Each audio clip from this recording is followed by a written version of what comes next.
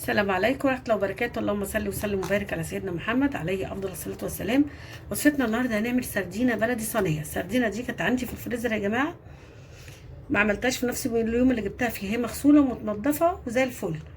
احنا أول حاجة هنعمل الفرشة اللي هنحطها تحت السردينة. الفرشة بتاعتنا عبارة عن إيه؟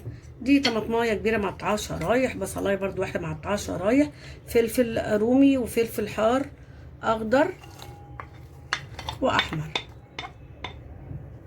كده. دي اول حاجه هنعملها. هنحط بقى معاهم ايه يا جماعه الحاجات ديت؟ هنحط شويه ليمون كده،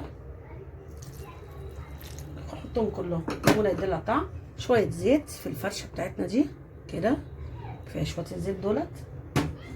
واخد لها بس ايه شعريه ملح صغننه كده، بس شويه صغيرين بس. هقلب الفرشه بتاعتنا اللي احنا هنحطها. انا محضره كده الصينيه بتاعتنا، نحط كده الفرشه بتاعتنا فيها. الفرشه دي بتاخد طعم السمك، يبقى طعمها حلو. احط بقى شويه كده جزر مبشورين، واحط عليهم شويه بقدونس يا جماعه كده. اللهم بارك، شايفين الشكل؟ بسم الله ما شاء الله، اللهم بارك كده. دي اول حاجه. هنعمل بقى يا جماعه التتبيله بتاعه اللي هنحشي بيها السردين. دولت راس توم كده حلوه ما شاء الله، ودي بصلايه صغيره كده مبشوره، وطماطمايه صغيره، كل حاجه واحده كده صغيره. والتوابل بتاعتنا يا جماعه عباره عن شطه، كمون، كزبره، ملح، وشويه بهارات سمك. وهنحط كمان شويه طبعا ليمون، شويه ليمون تاني على التتبيله دي لان السمك بيحب الليمون كده. وشويه برضو زيت.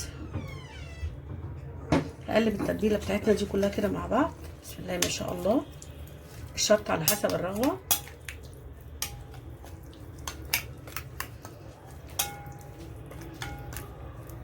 هبتدي بقى يا جماعه التتبيله بتاعتنا الحلوه دي، انزل بقى بالسردينه بتاعتنا كده. هنزل كذا واحده كذا واحده، وامسك بقى بايدي كده، انا بايدي وهي جوه كده، احشي من بره ومن جوه كده، وارصص كده بالايد يا جماعه اهي. وادي من بره وادي من جوه كده، ابتدي ارصص اهي. وهي في قلب التتبيله بصل كده حتى المكان الراس كده اهو.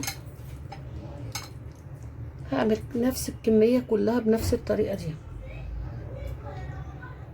ده مكان التتبيله يا جماعه. دول شويه ميه كده صغننين، هقلبهم في التوابل بتاعتنا دي كده عشان نحطهم عليها شويه صغيرين اهو.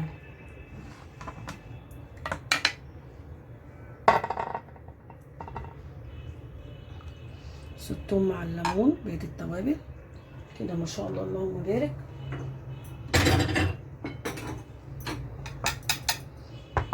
ده ليمون، انا عصره الليمون لان انا بحب السردينه مليانه ليمون يا جماعه بصراحه، الليمون.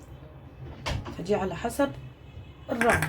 في حاجه تانية بقى انا هعملها، دي معلقه صلصه اللي هي معجون الطماطم، هحط عليها شويه زيت كده واقلبها واحطها عليها.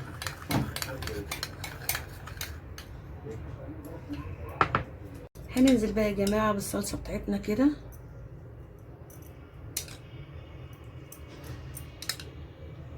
بالزيت.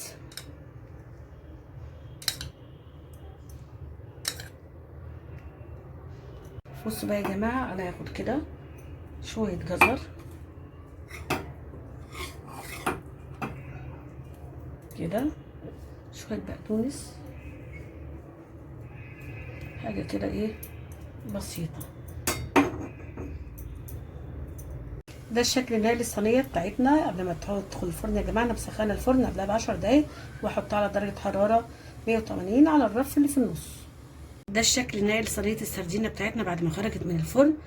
بسم الله ما شاء الله، تحفه وريحه تحفه. انا بحب بصراحه اعمل جنبها سلطه خضراء واكلها بالعيش، احلى اكله. ان شاء الله اللي اتفرج على الفيديو بتاعنا ويعجبه يدعمنا بلايك واشترك في القناه ويفعل الجرس عشان يوصل له كل جديد.